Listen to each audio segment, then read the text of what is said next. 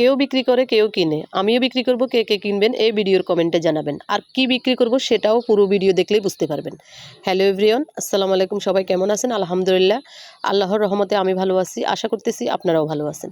আর এই যে দেখতেছেন, নাস্তা তৈরি করে নিচ্ছি। আগে আলু সিদ্ধ করে আলুর একটা ভর্তা তৈরি করে নিলাম, আর সেগুলো দিয়ে এখন একটা রুটি বেলে তার উপর দিয়ে সুন্দরভাবে একদম চেপে চেপে চেপে চেপে দিয়ে তারপর একটা মানে নাস্তা তৈরি করব। এই নাস্তাটা কে কে পছন্দ করেন অবশ্যই কমেন্টে জানাবেন। আর এই যে দেখতেছেন, নাস্তাটা তৈরি করার জন্য এই রুটিটা একদম মুষ্টিয়ে নিতে হবে। একদম মুষ্টিয়ে নিয়ে তারপর এটা পিস পিস করে কেটে ডিমের মধ্যে চুবিয়ে তেলের মধ্যে দিয়ে দিলে হয়ে যাবে নাস্তা রেডি।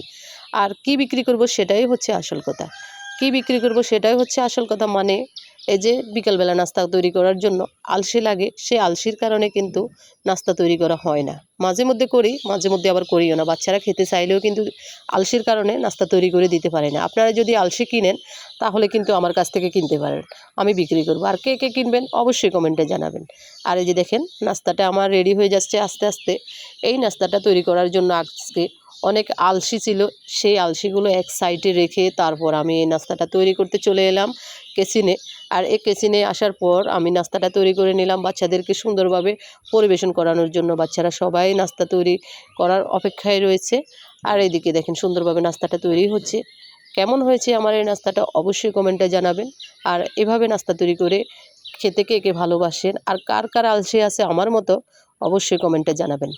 আমি কিন্তু আলসির কারণে নাস্তা তৈরি করতেই পারি না। মাঝে মধ্যে করি, আবার মাঝে মধ্যে করিও না।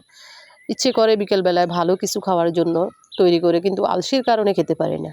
আর আমার মতো কে কে আলসি আছেন তারা অবশ্যই কমেন্টে জানাবেন। আমি কিন্তু আলসির কারণে তৈরি করে খেতে পারি না। এই যে দেখেন, মাশাল্লাহ আমার নাস্তাগুলো হয়ে গেছে।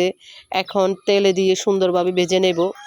আর দেখেন, ফ্রাই প্যানে বসিয়ে তেল দিচ্ছি পরিমাণ মতো, আর সাদা তেল দিয়ে এটা ভেজে নেব। আর এখানে ডিম ভেঙে নিয়েছি দুটো, ডিমের মধ্যে চুবিয়ে চুবিয়ে দিয়ে দেবো তেলের মধ্যে। আর এভাবে কিন্তু নাস্তাটা রেডি হয়ে যাবে। সবাই দীর্ঘভাবে অপেক্ষা করতেছে কখন নাস্তাটা তৈরি হবে।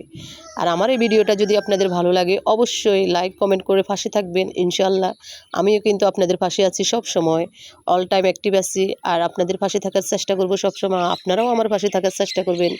আর এই যে দেখেন, মাশাআল্লাহ নাস্তাগুলো হয়ে যাচ্ছে চটপট করে।